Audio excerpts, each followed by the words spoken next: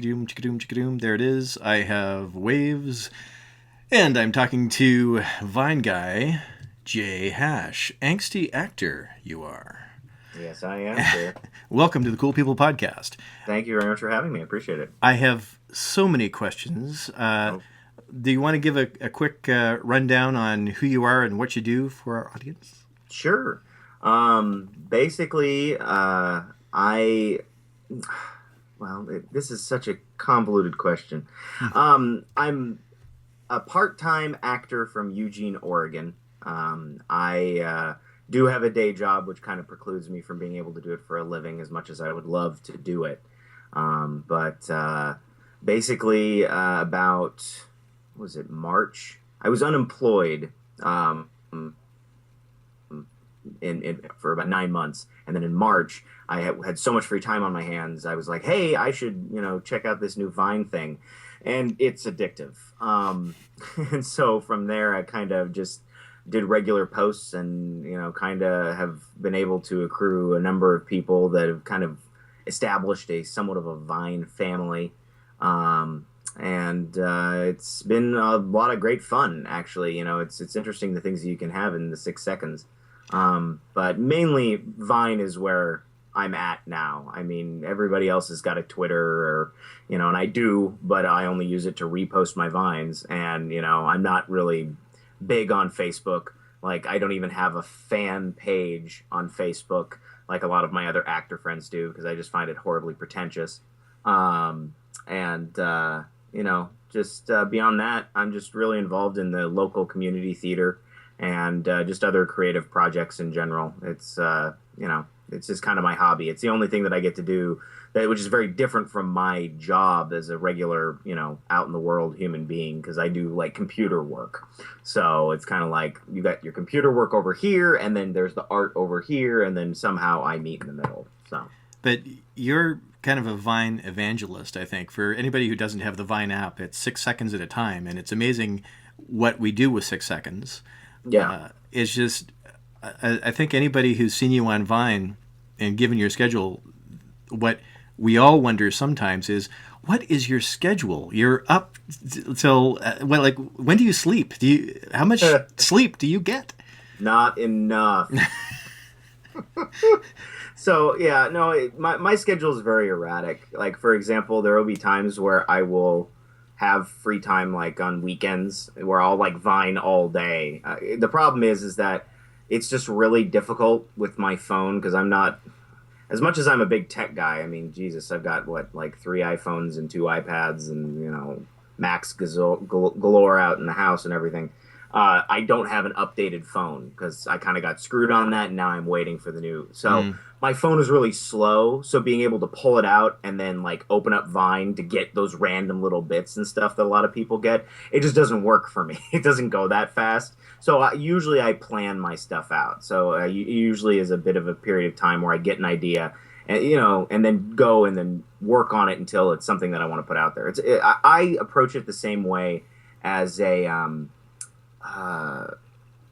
comic strip cartoonist does, for like the newspapers and for web stuff online, is that, you'll get that formula, that little nugget of an idea, and then you will expound upon it and then whittle and hone that down. And it's definitely the same kind of medium, in the sense it's very small, so there's some where you get, the Sunday funnies when Calvin and Hobbes used to be around, and it would be sometimes a whole half page. But then you'd also have like the great humor that would come out of Gary Larson when he would do The Far Side, and it was, something this big. So, with that, it's kind of, whenever I get it, I will put it up there. But sometimes there's just like, I don't have time. I like, right now we're currently doing a move at work, and beyond the fact that I'm new there and I'd like to keep that job because it keeps me in this house, I don't normally Vine during work hours, unless it's something that I know I can get away with on a lunch break or something like that. I think it was this weekend. It was like 2 or 3 in the morning your time, and you said, "Time to watch a movie."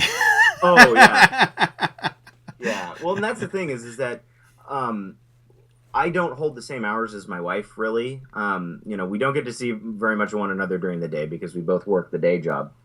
But when we get home, she has to be up usually about an hour or two before I do in the mornings. So she'll go off to bed because she's not anything resembling a night owl. She'll go to bed at like 10 o'clock, and so with that, I'm kind of like left to go and do whatever. And sometimes just time gets away from me, you know. And so with that, I'll be vining, you know, after I get off work, and then after I've spent my time with her, so I'm not, you know, sitting there going through the vine and everything like that. Unless it's something that, you know, I like really need to get out, or if she's out of the house or something like that. But yeah, usually it's like whenever I've got the time to myself, I figure it's better to go and do that and be creative than it is to lay on the couch, get fatter than I am, and watch a movie, you know. So it's another creative outlet. Yeah, yeah, definitely. And I mean, it's one of those things too where it's like what was it that I posted the other day? I don't know if you saw it, where it was kind of like, I'm just, you know, I'm sorry I was gone for 2 days. You know, I need to keep shoveling this crap into your people's faces. You know? And it's like, I really, really, you know, try to appease and be funny and go with certain trends. Sometimes there's certain trends that like I won't get involved with. And there's certain people who, you know, have these immense followings that I personally can't stand, just because they proclaim themselves as artists, and then it's, you know, it's totally commercial, it seems like. Or, you know, there's just some people's whose art that you don't like. I mean, and there's certain people that it's just like they rub me the wrong way or whatever, and so, you know, it enables me to be able to be who I am, but I also have to cater to a market. Otherwise, you know, the amount of followers that I've got, which I still don't think is a true number, you know, wouldn't continue to be there. So yeah, creative outlet on a certain level of, you know, being able to be interesting, and it also, you know, informs other things. And I try to bring other stuff into it, but I just don't know how much of the other stuff that I try to bring into it that, you know, people really appreciate. Like my theater stuff, you know, I'll come on there and I'll be like, hey guys, this happened. And everybody's like, okay, I'm going to like it, but I'm not going to say anything because I don't know what the hell you're talking about. So, right. Yeah. Well, I think it's funny. Within Vine, we talk about Vine families, and I think part of that comes from something that kind of evolves naturally, where I find there are the same people I go to check on every day. Mm-hmm. And if I accidentally discover somebody else, that's great. But when I get on Vine, I always want to see, oh, what's Jay got to say? Oh, Jay hasn't posted. I hope he's okay. And Marlon Smash, I got to check out Marlon Smash. So it becomes a little bit insular, because I know that there are millions more on Vine that I'm totally unaware of, and they're probably kind of cool. But that whole Vine family thing, I think it's that it becomes a little bit incestuous, because you come back to the same people over and over again. Sure, but the thing is that there's a reason why you found those people in the first place, and there's a reason why you're following those people. And it was, you know, because of the fact that either, you know, somebody revined it, or it was popular enough to be at the top of one of the feeds on, you know, the Explorer page, or, you know, somebody else recommended saying, hey, look at this person, you know, they'll tag you in a comment of that person's Vine because, you know, they wanted you specifically to go look at them. So, you know, there's a reason why we get those people in our feed. And, you know, it's always good to go and explore. Like, I feel perennially bad that I literally have got, I don't even know what I'm at now. I didn't check today. You know, I've got about 1,255 people that are following me. And I don't think within the past week I've really gone through and taken a look at the people's Vines to see if I should follow them back. Because I don't remember. I think you and I had a discussion on this one point, but for those viewers and listeners and whatnot, I had a thing called a Vine follow policy that I instituted very, very early on. And what my Vine follow policy was is that if you follow me, I will go back and I'll take a look at the last 6 Vines that you posted. Because I figure, you know, that's 36 seconds of my time plus, you know, an extra minute for all the loading that needs to happen. But it at least would give me a pretty good cross section of what that person would be posting. And if it was like, you know, especially more recently, if it was revines, nothing but revines, and then it's like I don't want to, have YouTube. If I want to go find people, I'll go find people. If it was nothing but shots of pets or of kids or something like that, it would be kind of like, well, you're not showing me anything creative, or if it was those stop motion, bored, things, they would definitely be the ones where it's like, no, because I don't want to be getting that in my feed all day of somebody who doesn't, have anything to do. So therefore they're just posting how bored they are to the rest of the internet, who doesn't really give a crap anyways. They want to be entertained. Yeah. So that's usually the way that it would go. And so if I liked their vines, I would follow them back. It originally started that if you liked or followed my vines and I didn't recognize your name, I would go and I would check you out. But then I had to truncate that to if you follow me, to the point where when the spammers were coming in and you couldn't tell who was real, who was imaginary, all this type of stuff, I just had to say, you know what? I can't do the follow policy anymore, because about 75% of the ones that I'm going for are spammers. And so it just got ridiculous. And, I need to kind of institute it still on a little bit of a level, but, it's one of those things where if I'm funny enough, it'll get revined enough, or I'll get onto some page and it'll be good. And, from there, it's also, making sure that you still continue to build your audience in certain levels, as well as, use your hashtags appropriately. Because, if that's something that I'm known for, it's major hashtag abuse, as Low Swan says. Well, with Vine, I got fooled today, actually, because I had a new follower that liked like 6 of my posts. And I thought, oh, great, I wonder who that is. And I checked, and Pam Wells. That sounds like a real person. It wasn't. Mm-hmm. Yeah. And so Vine still has a kind of a major spam issue that way. It does, yeah. But what I find kind of interesting is the different approaches some people take. Like, some people put so much work into what they do. You and I kind of do similar stuff where we're just talking to the camera, we do selfies, and we try to say something funny or whatever. Mm-hmm. And then you have somebody like Pino, who does stop motion that is truly beautiful and astonishing. Right. And then you have somebody like Rob Johnston, who I assume he has looted some major studio's costume department. He's out there in clown costumes, and he's got props that, I mean, you go, what's going on? Who are you? Yeah. I don't know what his story is. I wrote, he's done a couple things that I thought were pretty funny, and I wrote to him something about, just you're making the rest of us look bad because you're working so hard at it. Mm-hmm. and then there is the full range where you have people who kind of go, I'm bored. It's like, why then don't be boring and find that, Yeah, exactly. And the thing is that, I really do love how it's such a versatile medium in that respect, where, if you are somebody who just has something to say, you don't necessarily have to be, what was it? I did the whole thing about serious vines, which was inherently a joke, the other day. And I finally, I think it was Victoria Riley, piped up. Everybody was just liking them, and then she piped up and she said, "I don't like this." Like, okay, so I don't have that kind of an audience that will dance, monkey, dance. Yeah, exactly. But I'm just curious, because one of the things that I see a dearth of, and maybe it's because of the fact that it doesn't lend itself very well. I was having a conversation with my with one of my local friends here.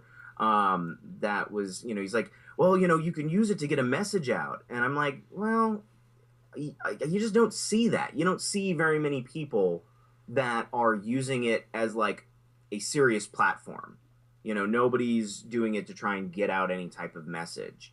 And I just don't know if the medium lends itself to it or not. I think it's kind of hard to condense that down. Like Lee Camp, who's, I don't know if you're familiar with Lee Camp, the Moment of Clarity, does he's a political comedian basically. And he was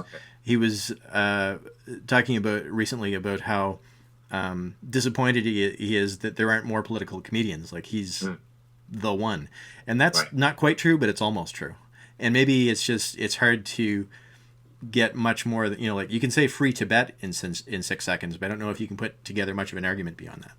Yeah, and the thing is that, for people to take something seriously and for there to be able to be any type of activism, it's like, Yeah, it's good to be able to do it, but you can't have one-liner activisms because Mm. people need to have a reason to be able to believe in stuff and to be able to support stuff. So usually having a litany list. I mean, that's why like those commercials that you see on TV, which is for just $5 a month, you can give this person an education and clean water. And it's like, if they were like any other commercial, like a Crest commercial or a Doritos commercial or a Budweiser commercial, they would be over and done with in 30 seconds because of the fact that they're able to, get all of their information out. You go and you watch those things late night TV, and you're kind of like, oh my God, how long do I have to sit here and watch Sarah McLachlan sit with a dog, making me want to cry that it's being abused and is having to die its last days in a shelter? And so those are long commercials. They're usually like almost like a minute and a half. They take up almost an entire commercial airing block. And it's because of the fact that to get people to care, you need to inundate them with information about stuff. Because if you don't do that, people see it and go, "Oh, well, why should I give a crap?" And it doesn't make any sense. So the obvious solution is they have to go the other way with the starving children and make it funny. Well, I wouldn't recommend that. I can just imagine it's like, excuse me, sir, excuse me. How do you deal with having flies on your eyeballs all the time? Sir, do you speak English? Well, then this conversation is not going to work. So, but yeah, awesome idea. There's a lot of people that do put a lot of stuff into it, and like for example, Stevie Biggs. That okay, I'm sorry. Are we swearing on this, or are we absolutely? This is a podcast. We are free. That motherfucker, I love him so much. And the thing is that this is Stevie's background a little bit. He worked as the security facilities manager at a local theater when he was living in North Carolina, and he recently moved back to New York City, where he's originally from. But when he was there, this was, a pretty big conservatory that was taking itself seriously. They had a massive prop department. So literally, he did have access to a huge prop department, and he totally utilized that. There was this, I think it was the last week that he was there, he, I think, stayed overnight and raided their entire prop department for like something like 25 vines. And I just remember him in a boa, a bowler hat, suspenders, and with a shotgun, and it was just one of the funniest things. And but there's also people who can put in a lot of it, but it goes from being like endearing and funny to like, wow, you're just trying too hard. And I might get crap for this, but Marlo Meekins, I cannot stand her. Oh, I wasn't gonna ask, but now that you've opened that can of worms, oh God, you've mentioned this on several occasions. I have to ask, what is your deal with Marlo Meekins? Well, okay, so when I first got on Vine, I went through the popular lists, and so I got in with like following Zasso and Delia and all the people that had a huge amount of followers that had been doing it 6 months prior to me, and also had some outside following on Twitter or Facebook or Foursquare or MySpace and whatever, and ported that over to Vine. And so it's like, okay, well, these people are popular, they must be good. Well, in Meekins's case, I found her through James Urbaniak, and because apparently they're friends. And it was just, her stuff for me was too weird. And it's also was the fact too that everybody was going onto the comment thread saying, "Oh my God, you're so great!" All this yada yada yada. And it's, I guess, not so much her as much as it is the fans of her that I just don't get. It's like, why do people hate Twilight so much? I mean, it's like, it's not absolutely terrible, the as a body of work, but the fans are terrible, and the actual author is a horrible human being. There's so many things that are bad that are associated with it, but on the whole, it's like it's just another young adult novel that happened to sell relatively well. But it's the same thing with Meekins, is that I don't like or get her content. I don't think it's funny. She puts in a lot of work into it, and she's got all these adoring fans, but it's the fact that she's unapologetic about the fact that it's one of those personal things, and it was one of those. It started out initially as like, testing the waters, like, am I the only one? Is it just me? And then like people came out of the woodwork and like, I fucking hate her. She's terrible, yada yada. And I'm like, well, not that bad. I just don't think that, it's like people from the Jersey Shore reality show, getting paid thousands of dollars for appearances just for being on a reality show. It's like there's no talent there. So why are you so popular? It's like the Kardashians. The only thing that they had in common with any type of legitimate fame was their dad. And their dad was not popular since the 70s. So I really don't get why they got their own TV show and why it's so popular. And she's now married to Kanye, and they named their child a compass rose direction, and the world cares. It just doesn't really make sense to me. I have to ask you an uncomfortable question then. Okay. Because I forget who it was. Somebody on Vine said, if a celebrity says, "Look, I got a new handbag," then you get thousands and thousands of likes, and wow, that's awesome. Over, "I've got a new handbag." Sure. So they're liked kind of viscerally because they're already liked. It's this celebrity thing. Yeah. So is part of your hating on Marlo Meekins just because she's popular? Oh, yeah, totally. She's got more followers than I do. I'm totally freaking... I'm an actor. It's one of those things where it's like, he got a part and I didn't. I didn't like it.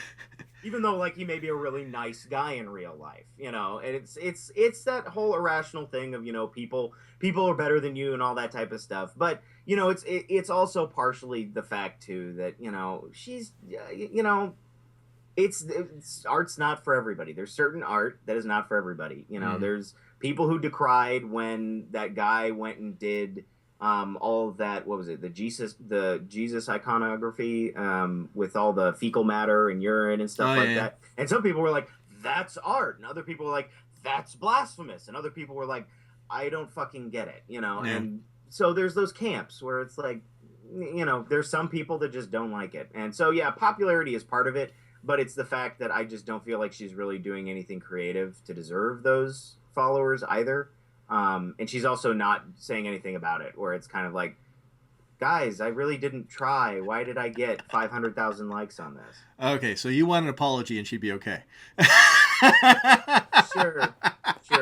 But then again, I also want an apology from Stephanie Meyer, and something tells me that she'd rather sue me than apologize. So. I had no idea that Stephanie Meyer skinned live puppies in her spare time. What's your thing with Stephanie Meyer? Yeah.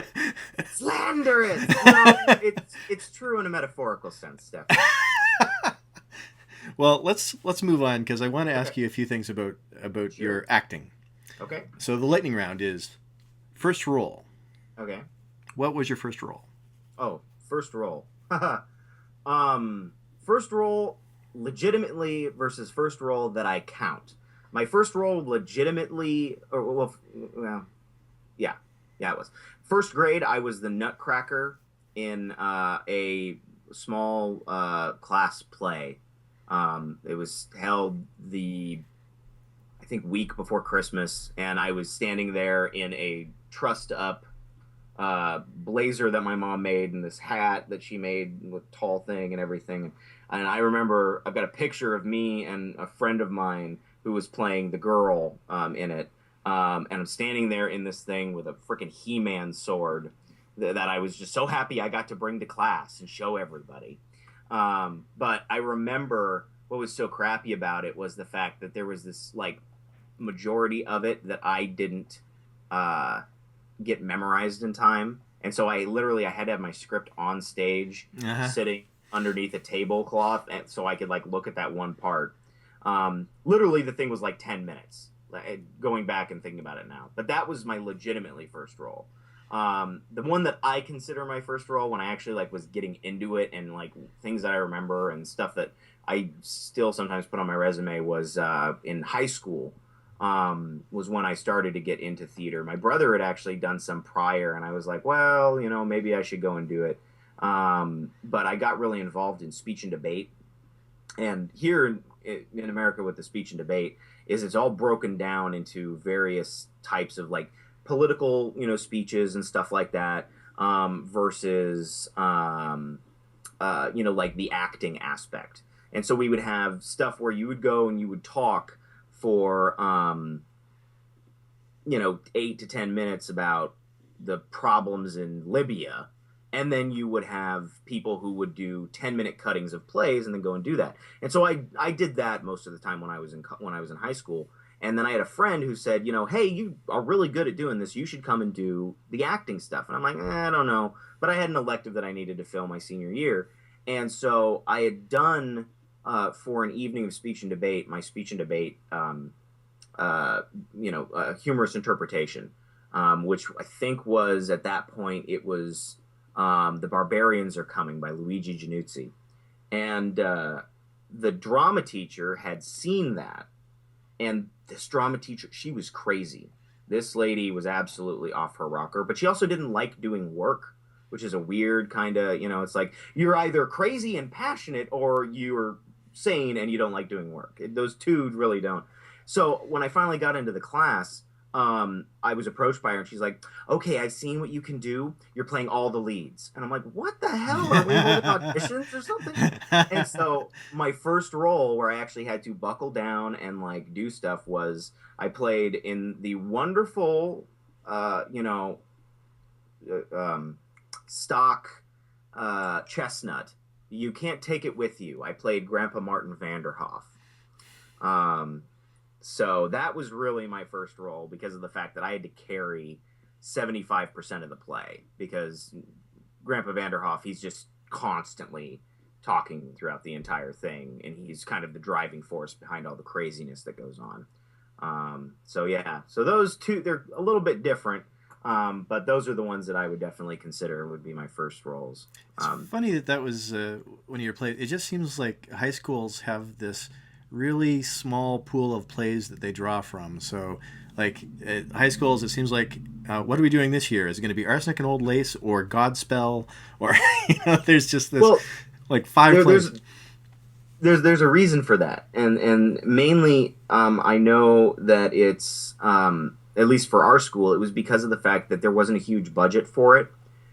So what would end up happening is there would be perennially secured rights for stuff. And so I know that Stadelhofer had, I think she had something like 36 plays that she just rotated every year and directed the same thing. The problem was it was directing it the exact same way every single time. And so if anybody wanted to go see a high school play, there was a crapshoot as to whether or not you would see the same play the first year that you would the fourth year or something like that. But it's also the fact too of, they're safe. There's not a lot of, racy content that is kind of allowed on an education level, just solely because of the... We can be pretty sure that somewhere in a couple months from now, there's going to be thousands of kids across America saying, we've got trouble right here in River City. Yeah. So next question is your worst role. My worst role. Well, crap. Do I need to go and get my resume for this? Well, I don't think I've really had a worst role yet.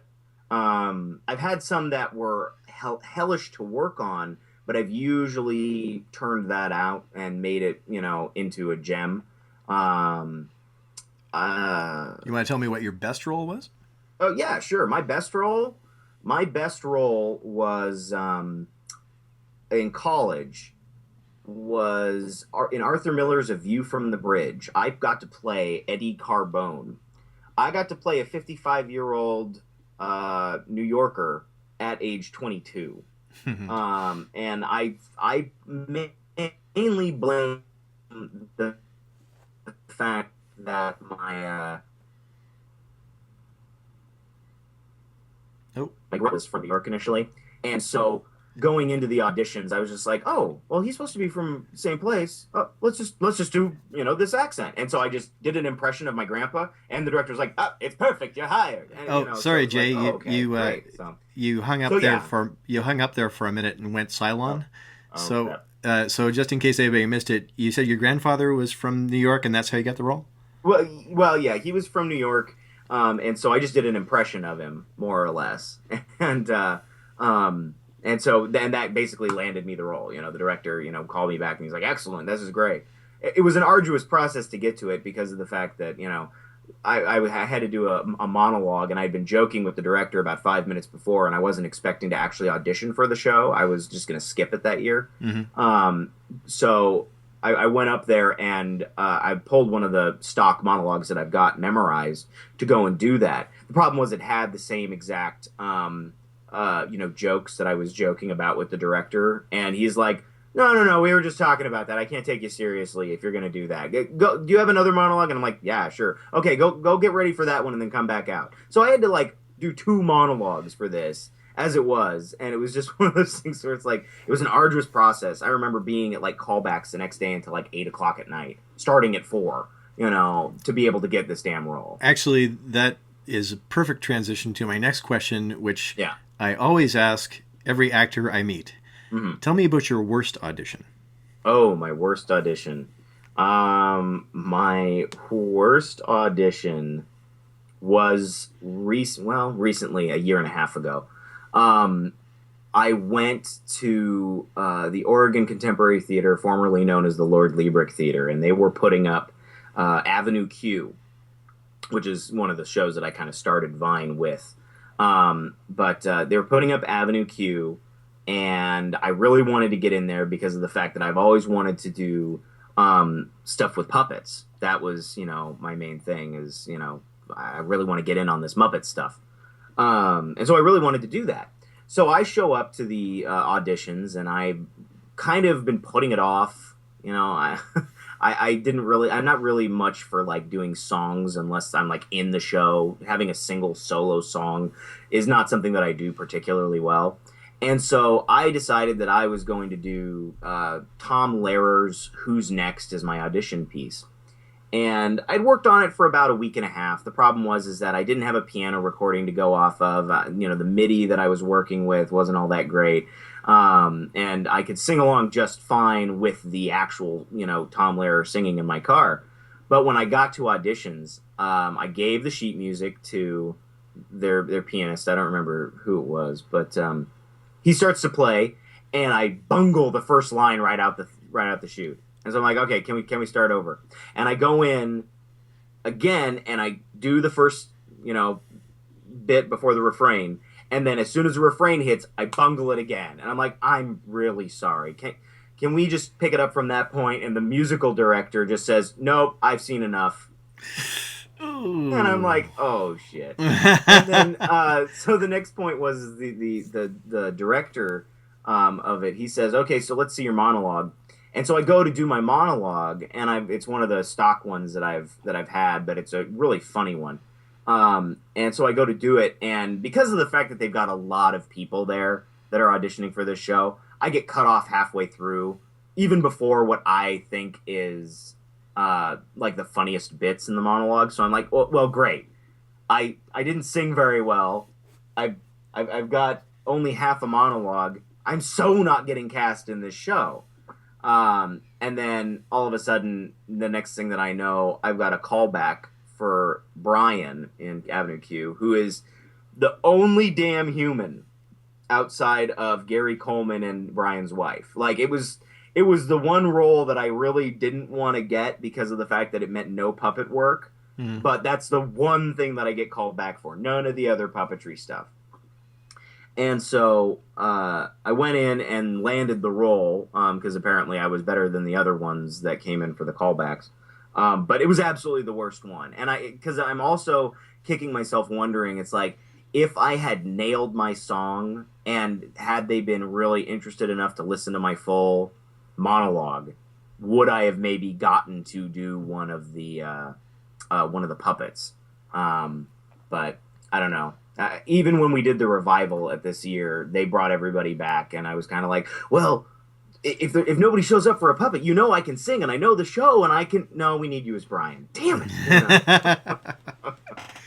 Well, I think it's so cool that you're doing so much in community theater. I have a complicated relationship with theater because whenever I go, I feel like when it's good, it's great.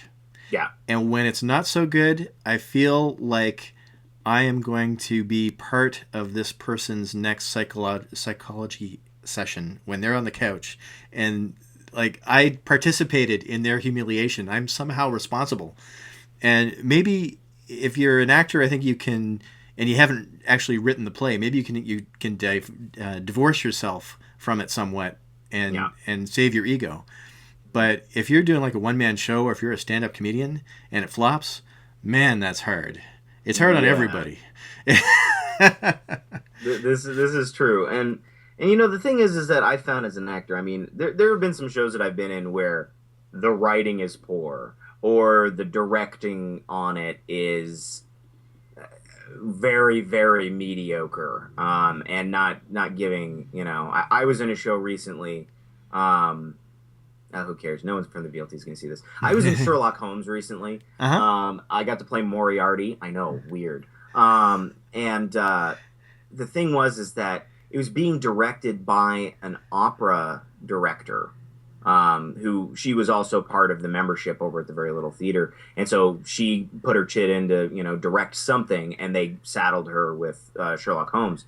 And the problem was is that, especially with the popularity of Sherlock Holmes, it was a mediocre script, but with a really great director, we could have like done so much better with the show than what the actual product was. But the problem was that she's used to staging opera and not theater, and so as such, she was just placing us around in like various locations Oh. that were not conducive to being able to do anything but give a good stage picture. And when you're in opera, it's fine for you to stand in one place and maybe move slightly for 5 minutes while you're singing an aria. But when you're doing a back and forth, dialogue and action needs to happen and all this stuff, stage picture isn't as good as whether or not the audience can hear you, whether or not the paths are clear to be able to go and do things. And so with that, we realized that the show was crap, but we took it upon ourselves to know, all right, we got no direction. The script is very, very poor, and we're up here presenting this. Let's try to do our best at it. And if they don't like it, then it's like, well, we don't have to take the blame for that. We can just say, talk to the guy that supposedly won an award in 2007 for writing this thing, or go talk to the director who didn't give us any like impetus or motivation or anything like that to be able to do anything we were doing.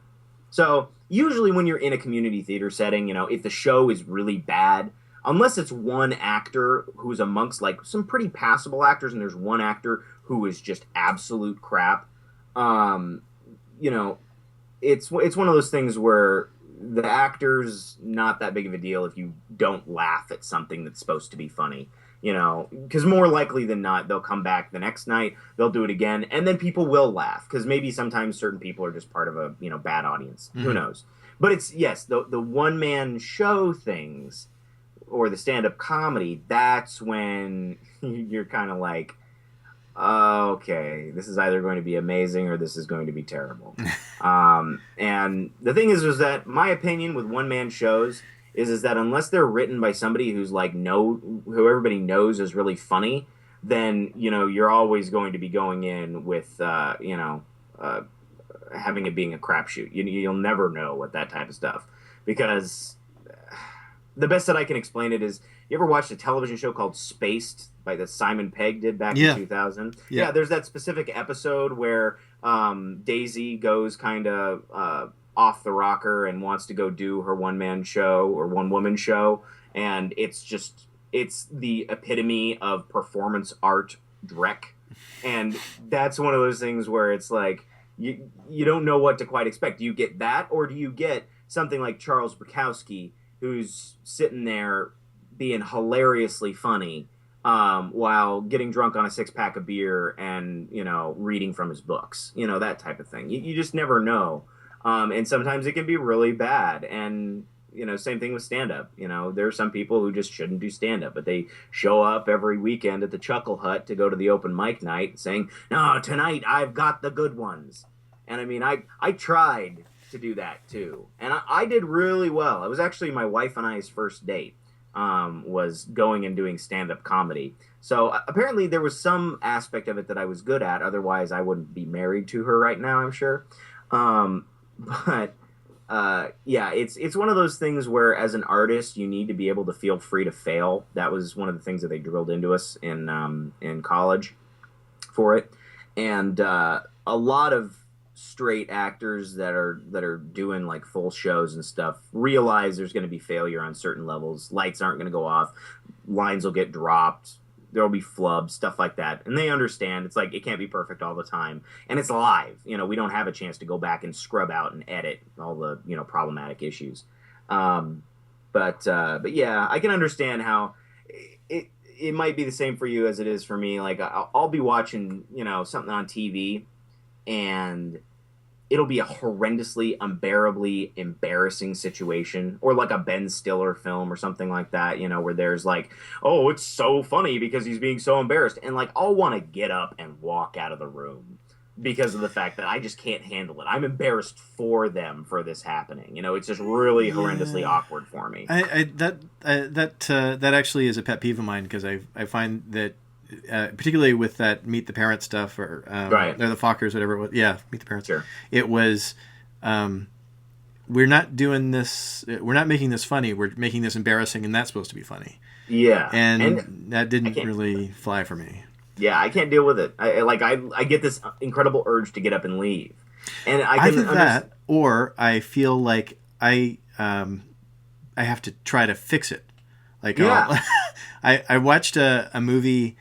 Oh gosh, I can't remember the name of it now. It had great actors, and it had an interesting script, it had an interesting premise, but it was the first movie I'd ever gone to where, when it hit credits, there was this collective gasp from the audience where they went, "They're not going to leave it like that.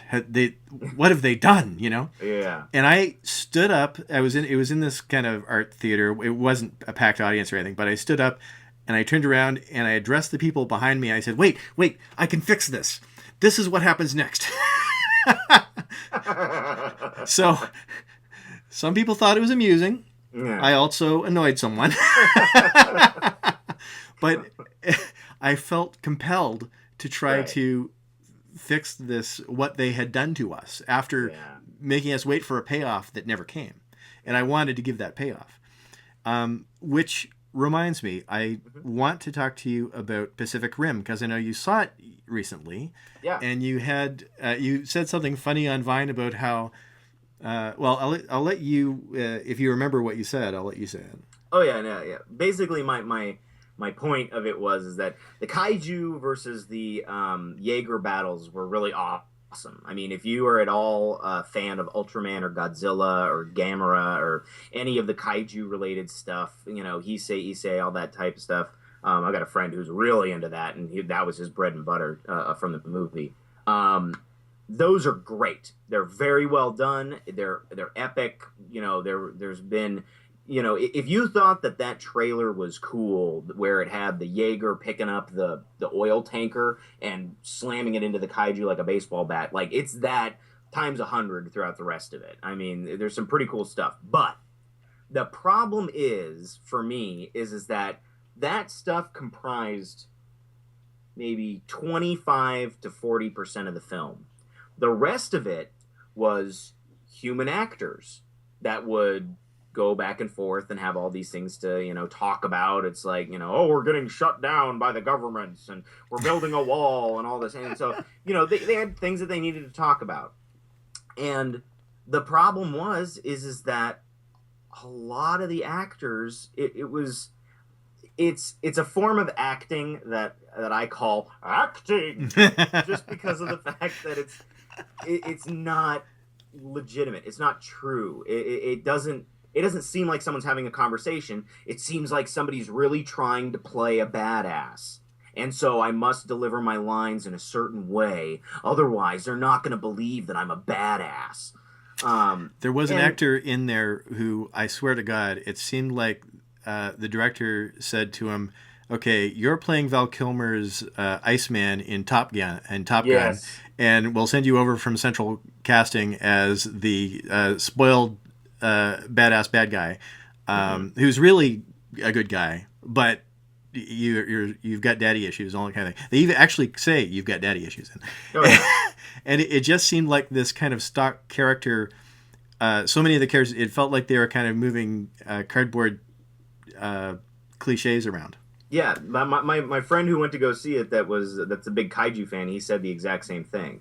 He said that they're all two-dimensional stock cardboard cutouts, and my opinion of that guy, the Australian kid, he seemed like he was the second runner-up for the lead part, and so when he didn't get the lead, they're like, oh well, we'll just make you the Australian guy instead. You're not good enough. You can't handle an entire movie, so we're going to give you this little bit part. It's like it was the epitome of community theater, where politically you need to put somebody in because of the fact that they really tried their hardest to be able to do some acting that day, but they're not going to be able to do the lead. But we got to give them something, or else they're going to cry about it. But it was, the problem is that also what I think is, because there were some good actors in that film. There were some, like Idris Elba, if you've seen him in other stuff like Prometheus, or if you've seen him in his TV show that he had on Which one was BBC. He was the corporal, the colonel, the head guy. Oh, okay, yeah. Yeah. I don't remember what his. I think it was like Stalker something. Pentecost. Right. Stalker Pentecost. That was his name. Anyway, he's excellent. He's an excellent English actor, but he was intolerable in this film. I mean, the only good line he had was, first of all, don't ever touch me. Second of all, don't ever touch me. And it was like, okay, that's good. Where were you for the rest of this film? Because, every single time his nose bled because he's got cancer, I was always like, oh, let's indicate I have cancer. It got to the point where it was one of those where I was like, okay, I need to realize what kind of movie I'm going to see. I'm seeing big guys or big robots battling giant monsters. I shouldn't be expecting Shakespeare from it. But the other thing is too is that it's partially the dialogue. The dialogue was very rote. It was very But isn't that a case where how can you blame the actor when they gave him the role, they gave him the words to say, and so we're sitting back going, oh, that actor did a bad job on this, but if he's saying the words they put on the script. True, but here's the other thing is that if you've got a good actor, they can make crap dialogue sound amazing. But it's not entirely up to the actor either. One of the things that I wag my finger at for Guillermo del Toro is I give him a nod of the head because of the fact that he is amazing at design and for like choreography and the staging and the special effects and stuff like that. He showed it to us time and again with Hellboy and Hellboy 2 and Devil's Backbone and stuff like that. Especially with Pacific Rim, that was he's great. Like the whole thing looks beautiful. It looks realistic. It looks awesome. But he's not an actor's director, and he's never been. And that's, I think, part of the problem is that Del Toro doesn't have the ability to get good performances out of people that need direction. And I think he just kind of puts everybody up there and says, okay, now do the lines. And then, as soon as the lines are done, he might say, okay, more angry. Okay, more silent, stuff like that. I don't necessarily think that he's actually got directing background to be able to go and say, all right, so let's take it from this perspective. Your father just died, or your partner just died, and you're feeling this and that, and really give it to me. And okay, do line reading for me. Okay, no, that's way too angry. Give me more blue flame. When you've got a director that really knows how to act to be able to evoke certain things, usually that's when you get really good acting performances. It also is for, certain people to be able to trust that the director is saying that this is good, so therefore it is something that you should put out there. It just seems like Del Toro's like, well, let's pay attention to all this other cool stuff. That's what I'm really good at. The actors, I'm just going to let the actors worry about it. And now the thing is that if you have a really, really good actor, then it's really easy to deal with that kind of director. They'll because make it's lemonade. it's the same thing with me when I was doing Sherlock Holmes. Is that we didn't have a director, the dialogue was crap, but we made the best of it, and we had a lot of fun with it, and we tried to make those words as awesome as possible, and people still did love it, and we got a pretty good review in the Register Guard, which is our local paper. But if you notice in Pacific Rim, is that Idris Elba obviously is someone who needs to have direction. The lead kid needed to have direction. The Australian kid needed to have direction. But on the flip side of that, when Hannibal King, played by Ron Perlman, shows up, he was hilarious. He delivered the lines perfectly. Actually, that's true. Great. Yeah. Yeah, and the thing is that it's because Perlman is a good enough actor on his own that he's like, oh well, I'm in another one of Guillermo's films. I guess I got to go and do my research, and I got to create this character, yada yada. Because if you notice, you go watch the first Hellboy film. Everybody who's not an amazing actor in that film is freaking terrible. Like the guy who played Rasputin, who was in Blade 2 as the lawyer and previously, he was god awful. He was really bad. And it's because of the fact that he is not a very good actor and he needed to have direction to be able to do it. But Ron Perlman was fantastic.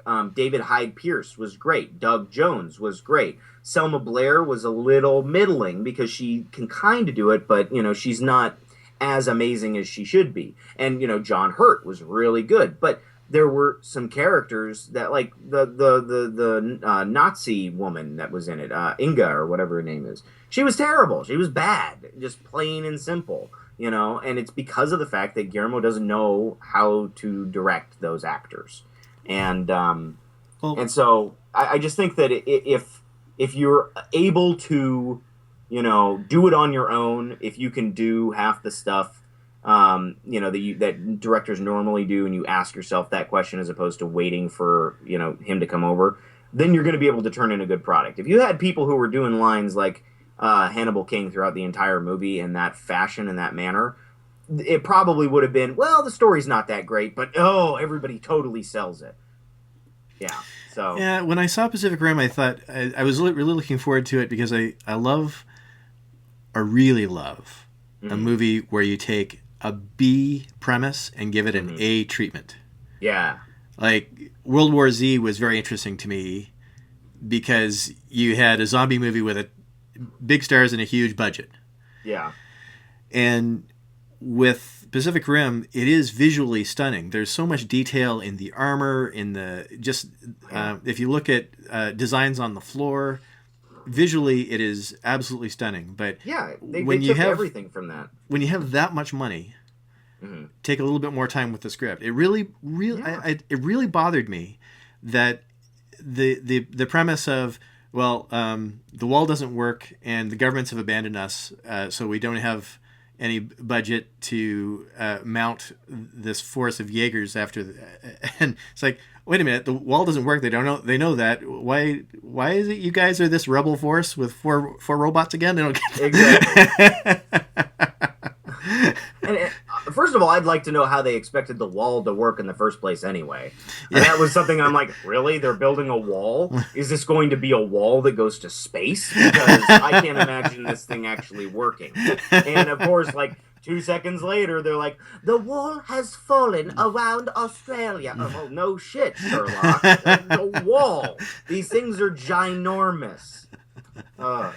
Chris, or Robert, I want to move this because we're getting this terrible backlight here, and I think this would probably be... Oh, even better. Is that better? Oh, so much better. Okay. I was going to say, you're listening to the Cool People podcast, brought to you by Diet Pepsi right now. And if you're watching it on YouTube, you've been watching me talk to a villain from his inner sanctum. But it's really just two gingers talking shit. So I had you can't really see it right now, but in sunlight, I go like fire. It's like I had, how Daredevil got splashed with toxic waste? That was my hairstyling incident. It was disastrous. So I know you don't have a whole lot much more time, so but it's so good to see you now. Yeah. Sorry, we fixed all the technical difficulties after the show's over.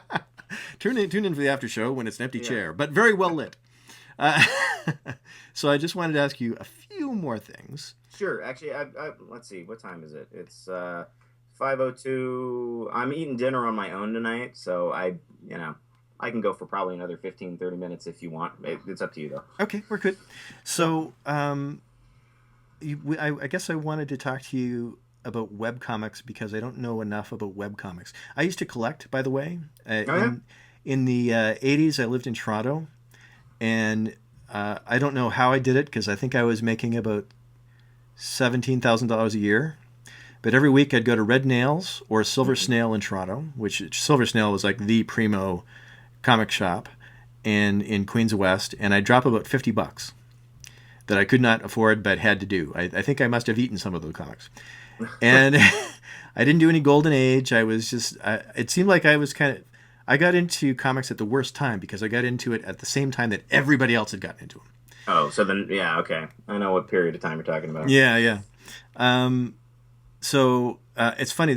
I thought about that today because I just got back from this awesome trip. We took a day trip. I took a day off. I went to Stratford, Ontario, which you may know of it because that's Canada's acting central for theater, actually. Well, the Stratford thing kind of tipped me off. Yeah. Well, it's actually a really cool little town, and you get to see celebrities. Some of them are even real celebrities as opposed to Canadian famous. So, like Colm Didn't you Feore. know all of our famous actors are all Canadian anyway? I mean, really? Yeah, it's we get the memo. It's part of our greater strategy to invade. But there's this great little bookstore. Shout out to Fanfare Books because they're going to be carrying some of my books. I hope they do consignment stuff. I saw this book that was how to be an intellectual, but you fake it basically. Okay. And one of the chapters was the graphic novels that you had to have on your shelf. Yes, you may regret turning the camera in a minute. So here's the test. Okay. If you got Watchmen, you got to have Watchmen. Yes. I've got the Absolute edition over there, and then I've got the Broken Spined trade paperback, I think, on this shelf somewhere. All right. So you're a third of the way through to faking your way to being an intellectual. Next, fantastic.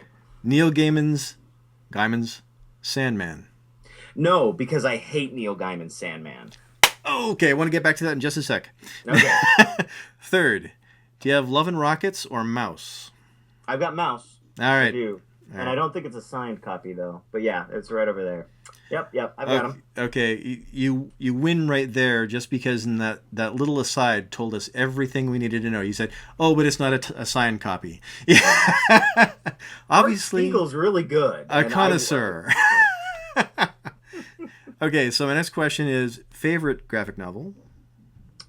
My favorite graphic novel, well, ironically enough, I think it's this one that's sitting here on the desk. Yeah. This one is a signed copy. It's Marvels. Oh, great cover, and you have your nerd cred established. It's awesome. Yeah.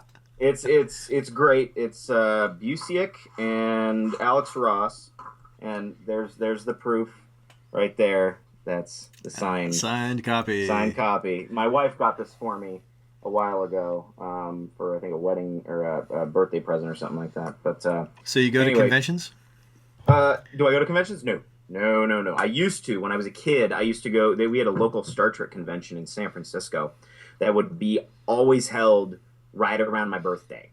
And I loved going. My parents would give me some spending cash. I would show up in, some form of a Starfleet uniform that I built for the convention. And then, and I would just be running loose all day. And it was a good thing that I was a good kid, not an ADHD kid because of the fact that I'm sure that the convention organizers would have hated me. But I had a lot of fun, going and being there. But now it's odd. In Portland, until recently, because Portland's only 2 hours north from us.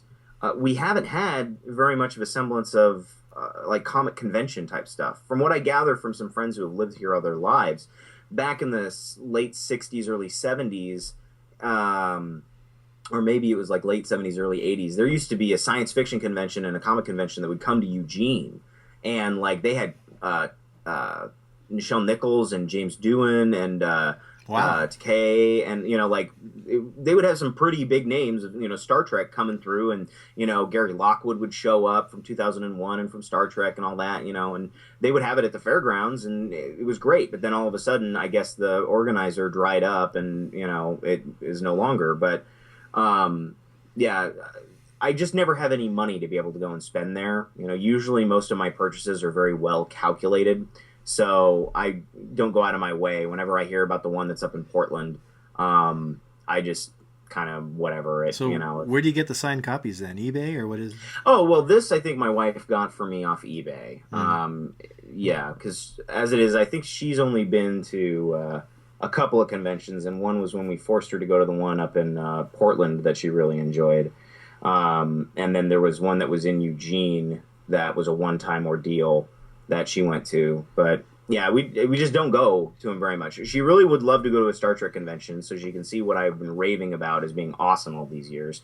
And we, of course, both would love to go to Comic-Con. But the problem is that more and more I read about Comic-Con, the more and more that I'm afraid of the morass of people that are down there, and that I'm not going to get to see any cool shit. So, Well, let me tell you a quick funny story. Last mm, summer, I'm 48 years old. mm. Last summer, I went to my first Comic Con, Oh, okay. Fan Expo in Toronto. Okay. Huge. And I didn't realize what I was getting into as far as that morass of people you're talking about. And Okay. actually, it was very cool to see some celebrities in person. I didn't talk to anybody, didn't go for an autograph because I don't know what you do with it after you actually collect that autograph. I'm not. I've got a whole envelope that just sits here on a shelf. It's awesome. Yeah, I'm not. I don't quite understand that, but it was neat to see what's her name, Rita from Dexter, because as pretty as she is on Dexter, you realize that she's actually a supermodel in real life. And I saw Hmm. John Carpenter looking very sour that he was there, and so that's all very cool. But what kind of tipped me off to what I was getting into, it should have been a warning.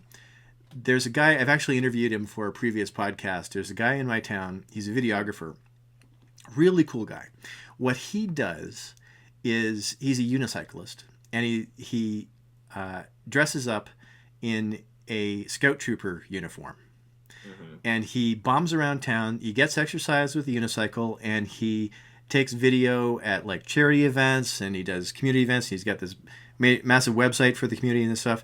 But all of his workday, when you see him, that's how he got interest and awareness of his business. Is he'll go out for a ride and then he'll check Twitter.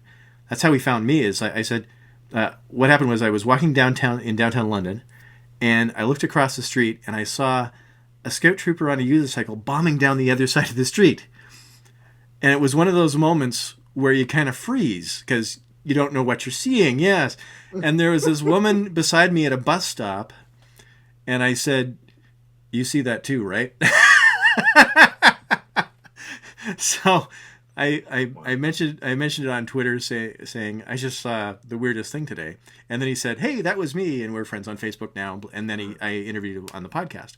So this guy who is on a unicycle every day in a scout trooper uniform, bombing around town, I said to him, "Are you going to go to the Fan Expo in Toronto?" And he said, "Yeah, that's too nerdy for me."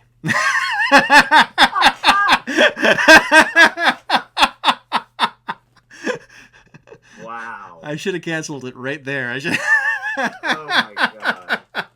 See, it's not that it's like too nerdy or whatever. It's just I don't want to be in. What was it? I was watching Daily Show last night, and John Oliver had on some girl who's going to be in this new movie called Divergence, and she was talking about going, and there was a river of human flesh that was just undulating throughout the Comic Con, and I'm like, I don't want to be part of that. That sounds like something out of Hellraiser. It's like, we have such sights to show you. Comic-Con.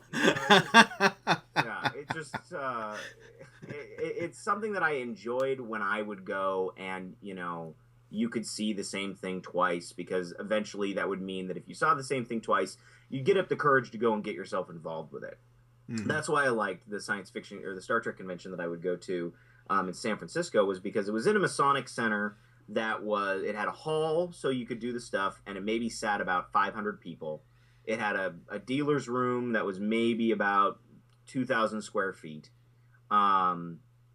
And so eventually you'd go through it and you'd see the same people, and if you like their costume, if you could talk to them and then have a conversation and then go through that point. Or you would see the same prop that was on a table, and it's like, do I really want it? If I can walk by it enough times and not get it, I don't need it, and all this type of stuff. That's what I like about the smallness of, some of the conventions. Sometimes they're too small and they're just boring as hell. But that one just kind of hit that nice little stride of just being big enough where it was interesting to be at. But beyond that, wow. Hi, sweetie. Sorry, my wife just walked in and she's wearing amazing things. Oh, I was going to say, but she's clothed. Dressed? She's clothed. Okay. Yeah. Darn. Okay. Oh, okay. Bye, Tracy. I love your vines. Robert says hello and goodbye. Robert. All right. Love you too. You can edit that out. Hi. Hi. I don't think there's any need. Yes. Oh, yeah, there we go. All right. I love you. See you later. So we wanted to get back to your fabled hate of Neil Gaiman. Okay, no. Don't put words in my mouth. Don't put words in my mouth. I didn't say I hate Neil Gaiman. I like Neil Gaiman. Okay. I think that he's a very, very good author. But I tried with all of my comic book loving heart, and I have 500 graphic novels. I tried to read Sandman, and I could not get past the first 5 issues. And now maybe it gets amazing by like the 5th book or something like that, after you've read 45 issues or something. But I personally, tried, and it was just the first thing that was the problem for me is that I'm a real art snob about stuff like that. And like, for example, there's some really great storylines that were like, 70s, 80s comic books, but I'd rather much read just a blurb about them, or a synopsis, because the art to me is just nowhere near the caliber of the art that we're now being able to get today with the digital stuff and all that, and the creativity. Like if you read Arkham Asylum with all the collage type of stuff that was, done for it and whatnot, just these things that were done way back when, with the art having to be done on the 4-color plate, and, having it be, something that's very rudimentary and basic, and no one was really pushing boundaries, and they looked slightly better than stick figures types of things. It's just something that is hard for me to get around, visually. I mean, if it's a really driving story, the art can be as, boring and bland and blasé as you want. I mean, like a very good example of that is Mouse. Mouse is very, very basic in the way in which that it is developed, graphically, but the story is amazing. You don't want to put it down because of that. There's a couple other ones that I can name off the top of my head that are just really, really good in terms of storyline that you can get around. But the problem was it was mixing the mediocre, to me at least, art, or the hard to digest art, with this crazy mythos that I wasn't understanding right off the bat. Like, I think it was like the 3rd time I had to go and check Wikipedia to try and figure out what was being talked about, because I wasn't gathering it from the dialogue. I was just kind of like, you know what, maybe I'll come back to it later. Shouldn't have to work quite this hard. Yeah, And the thing is that I've done it before with other stuff, and when I've come back to it when I'm more mature, or when I've got the time, or when I'm more in an understanding mindset, then I end up loving it and will, tout it to everybody who will listen to me. Watchmen was like that for a long time. I had a copy of Watchmen that sat on my bookshelf from 1997 until 2001, untouched. I just had it there because I got it on a discount at a local bookstore I worked at. And I opened it up and I'm like, oh God, it's 80s art. I hear it's really good though. All right, put it on my shelf.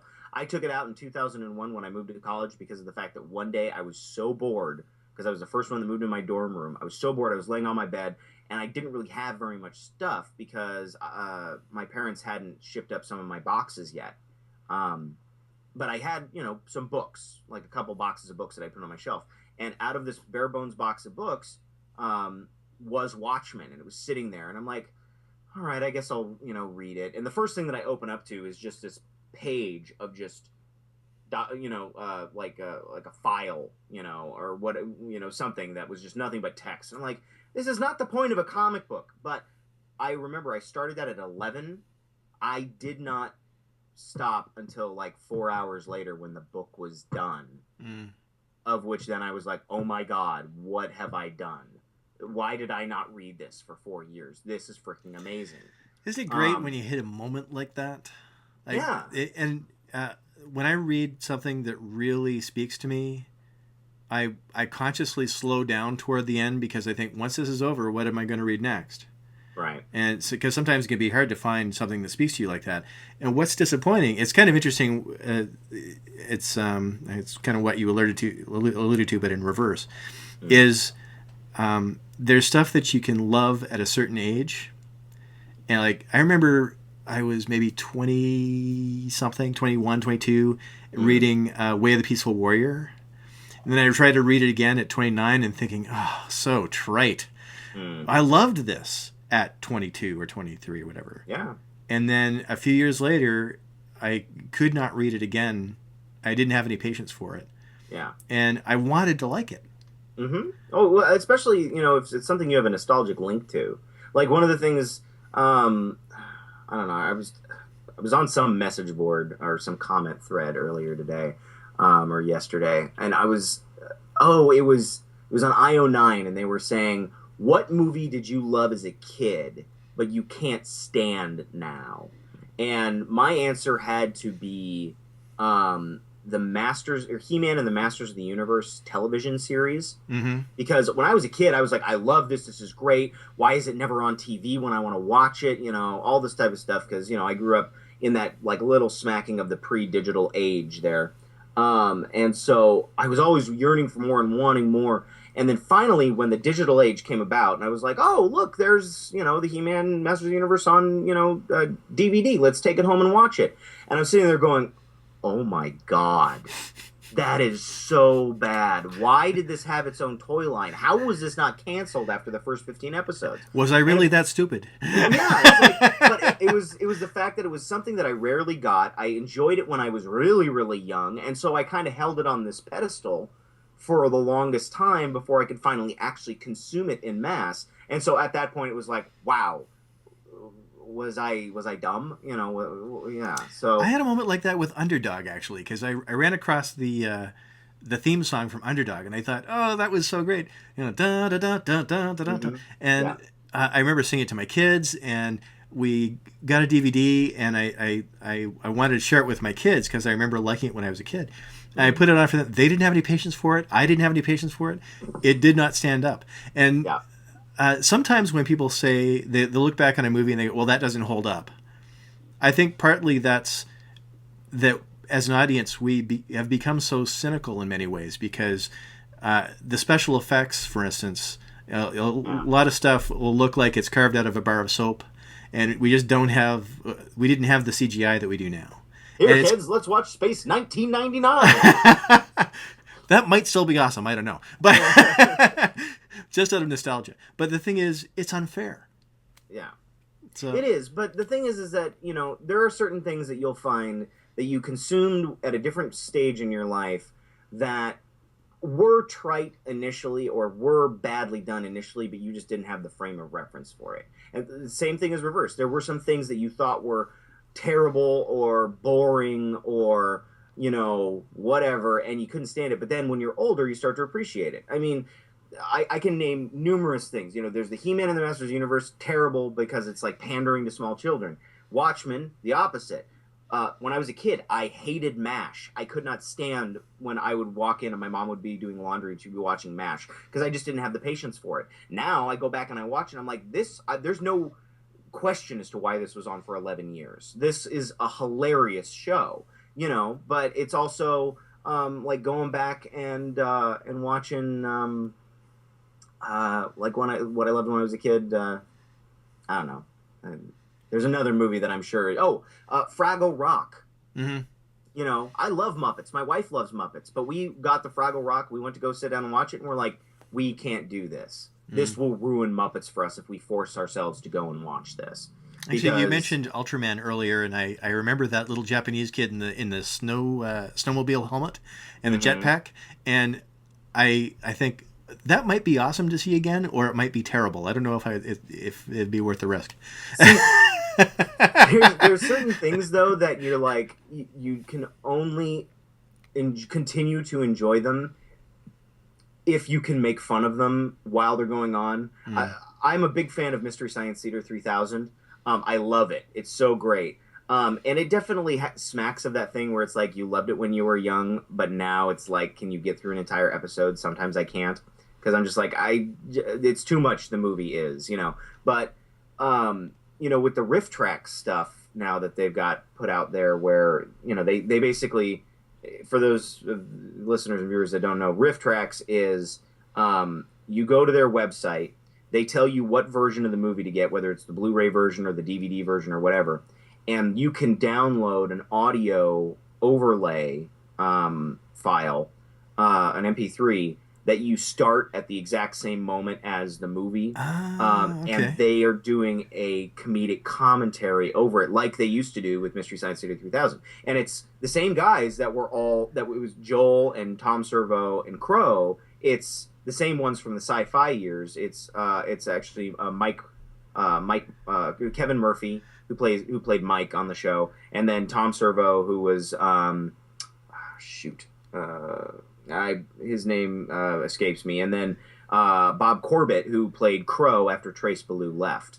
And so it's basically just like getting your MST3K again, just with movies that you want to go and watch because they're not abjectly terrible as The Crawling Eye or Dr. Z's terrible Death Dungeon or whatever. If you've got the right people doing that commentary, I think it'd be very effective. I know Kevin Smith did that in some one of the earlier things they did. It was on some other movie. I don't think it was Kevin Smith's, but he got some major deal on something else because he was funny enough as they went through. I've also heard actors where they have four actors from the cast of the movie kind of sitting around, and they don't know what to say, and it doesn't move forward. FilmSack, the podcast, also does this sometimes, where they'll do an ongoing commentary, like start your movie, and we'll be hilarious through it.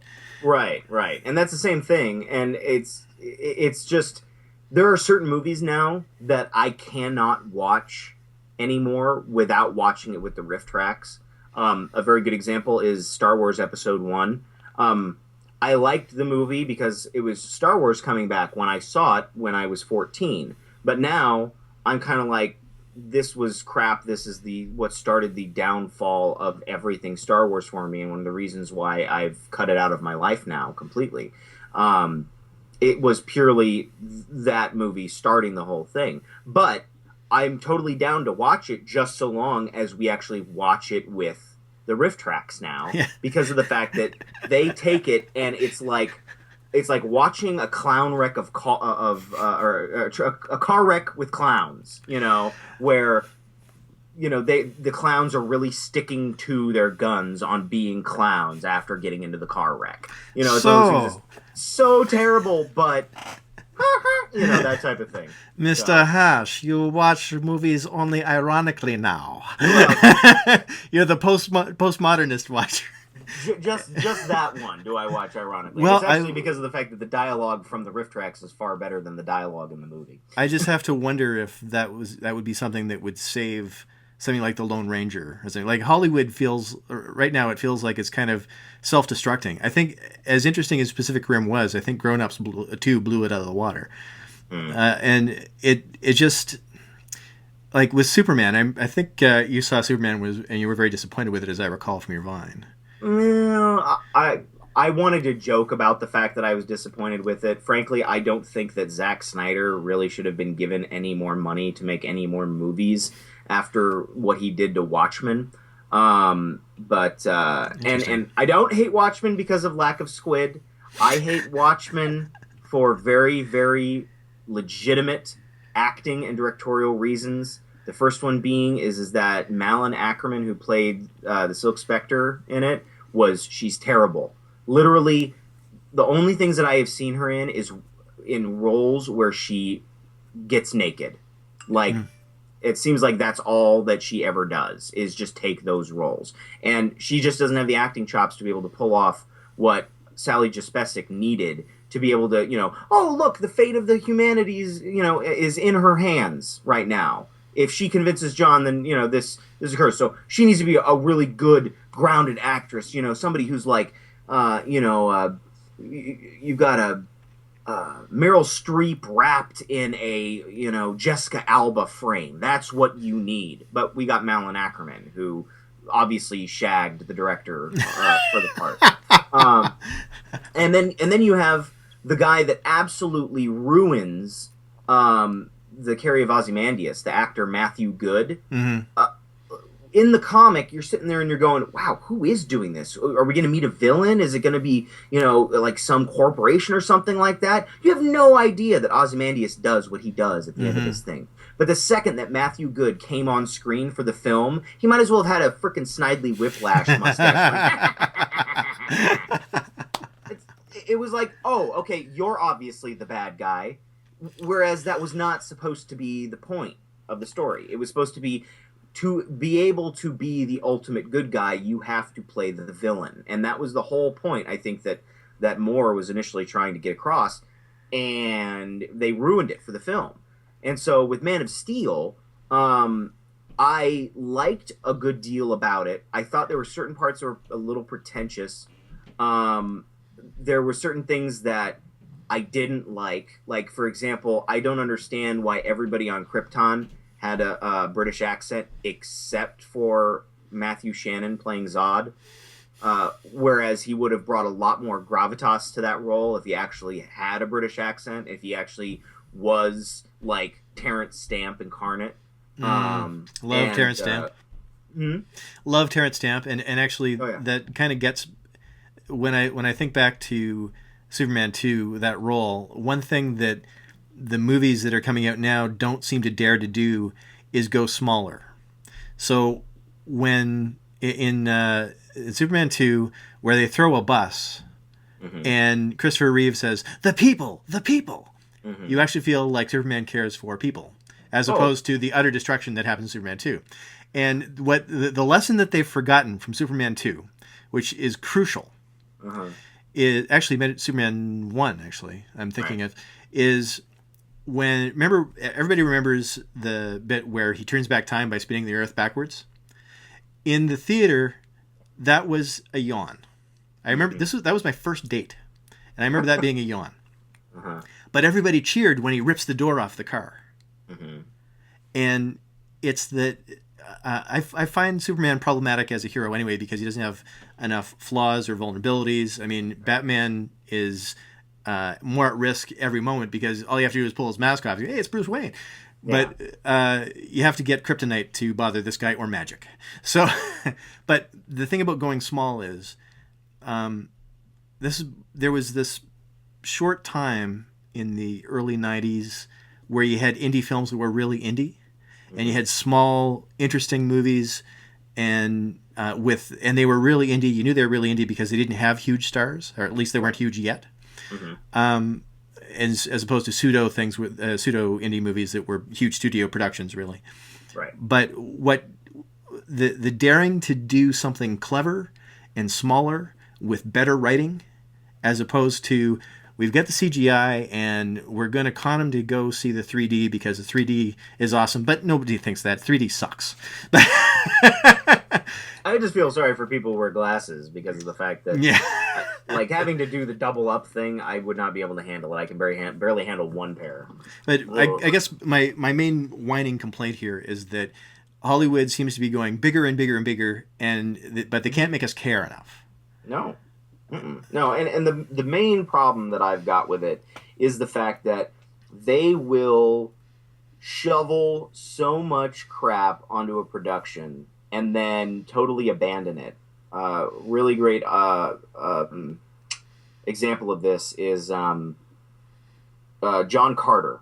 Mm-hmm. John Carter suffered in three ways. The first one was that there was the same problem with it that Star Wars Episodes 1 through 3 had. And that is that there was little to no oversight from any type of producer or from the studio that was making it. One of the things that made the original Star Wars great was art through adversity. When something didn't work, or somebody couldn't do something like that, you had to make do. Sometimes you really wanted to have this amazing thing, but the studio said, no, you're not going to do that because of rights reasons, or validity complaints, or we're not giving you the money. And so therefore, you're having to kill your darlings. As a writer, all about killing your darlings. So it's finding those things. It's like, oh, I really like it, but I can't do this because of X reason. And I think that is the same thing that happened with John Carter, that they gave Andrew Stanton full reign because of the fact that he had made all these deals with all these people that had actually ended up leaving Disney way back when. But the deal was still in place. And so they kind of let Stanton go because of the fact that he had made them so much money through stuff at Pixar. The problem is that Andrew Stanton is, whereas he had one of the more popular Pixar films in The Incredibles, it was his first full-length feature film. And letting the reins go on something like that is never a good idea. You don't even want to do that in like a community theater directing play. I mean, I'm directing a show really here soon that I had to make sure that even though I've directed before, I've never directed for them.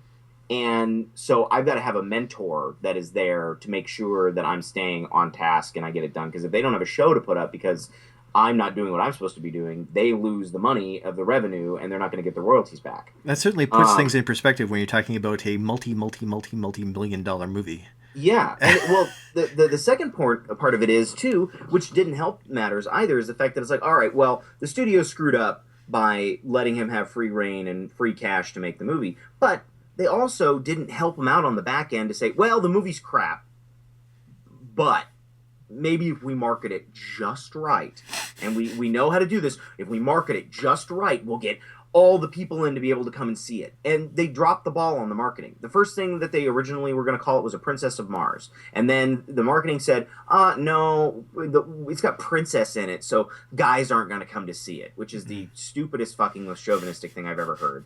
Second one was, okay, we're going to call it John Carter of Mars. And then some idiot, I wish I could meet this guy to smack him around a bit.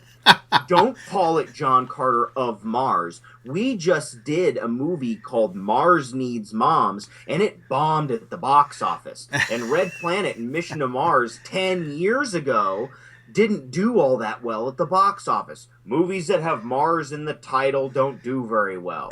What? It's absolute bullcrap. Mission to Mars didn't do well because it was one of the first indie films that actually got a real big budget, and frankly, they had a terrible soundtrack, and that really didn't help matters. Red Planet was bad because of the fact that it was just a poorly written script, and Mars Needs Moms did poorly because it was a shitty film. It was such a shitty film that Seth Green, who was supposed to be like the lead in it, even after he'd written all these deals and recorded a whole bunch of lines and stuff like that, asked his name and his voice to be taken off of the movie. Wow. Because he didn't want to be part of it. And it's just, it was the same thing with this. It's like, okay, this movie's not going to do poorly because it's got Mars attached to it. If anything, if you shorten it down to John Carter, it's only going to confuse people even more that aren't going to know what the hell it is. Or on top of that, then you've got the other curse of movies that are people's names being, performing poorly. Because it tells people even less. Like John Carter of Mars, if you're taking it down to John Carter, it's like, who's John Carter? I know a guy named, John Smith down the street. Actually, I believe he was on ER. He was Oh, yeah. He was a young doctor on ER. But it's like look at it. Jack Reacher. Did that perform well? No. I mean, yeah, it's because Tom Cruise is crazy, but it's mainly because nobody knew who the fuck Jack Reacher was. I mean, there's a reason why the very popular Tom Clancy ones that were done by Harrison Ford. Jack Ryan.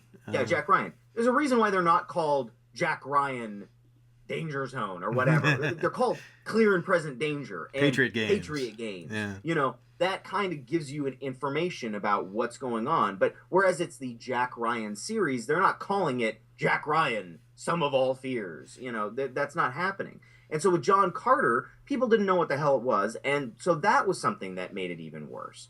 And then at the end, like Stanton apparently cropped up and tried to defend the shitty marketing that was done for it. And it was, he's only John Carter now. He'll become John Carter of Mars once he goes back at the end. That will make more sense. And they actually, did that in the film. And it's like, okay, it makes sense, but it's the stupidest thing that you could have possibly done. I mean, no one was thinking that to begin with, that, how come you be John Carter of Mars if he hasn't even been there until halfway through the film? Nobody gives a crap. Actually, when they had the same problem with Karate Kid, because he's in China, and he wasn't doing karate. But that pissed me off. I was this close to going and boycotting that film. One of my favorite films is The Karate Kid Part 2. Mm-hmm. Not the first one, and definitely not the third one, and not Next Karate Kid that actually features future Oscar winner Hilary Swank in the lead. Mm-hmm. But Karate Kid Part 2, when they go to Japan, it's one of my favorite films. I love it. And so by proxy, the rest of the series is very near and dear to my heart.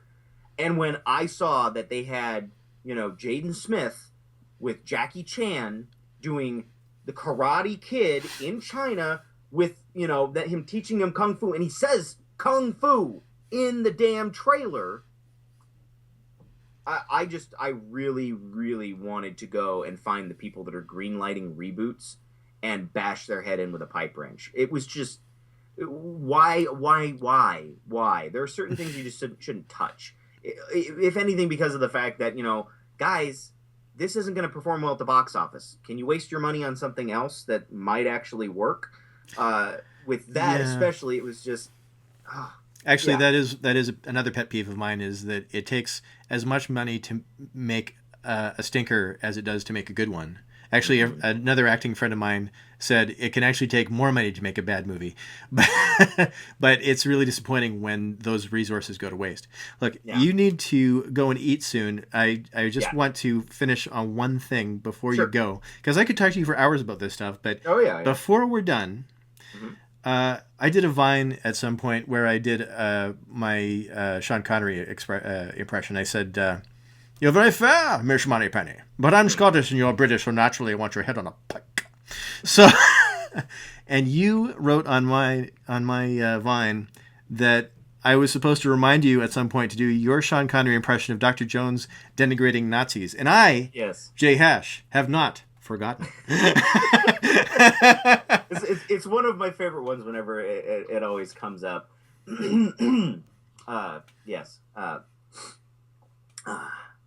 It tells me that goose-stepping morons like yourself ought to start reading books instead of burning them.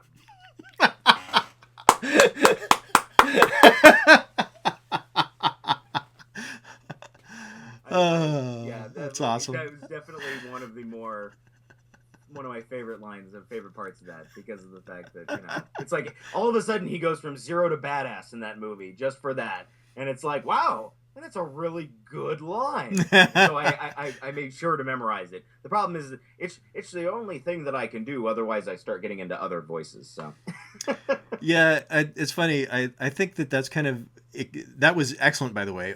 My guideline for a Sean Connery impression is just to pretend I have loose dentures. Loose dentures. yes, So you say loose dentures. galoshes, galoshes, galoshes. But and if I find I can have fun with that for quite a while, but eventually I'll wake up an hour later and think, oh wait a minute, I'm doing Shrek now.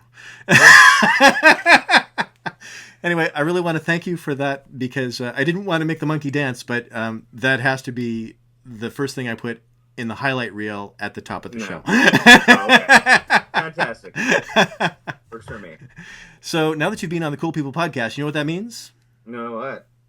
You're cool. Oh, thank you. Thank you so much for being on the Cool People podcast. Just hold off for just a minute as we sign off. Thank you for listening to the Cool People podcast. I am Robert Chazz Chute. I have been talking to Jay Hash, angsty actor and amazing fellow to talk to. Thank you very much. It's lovely to get to know you in more than 6 seconds at a time. Indeed. Thank you.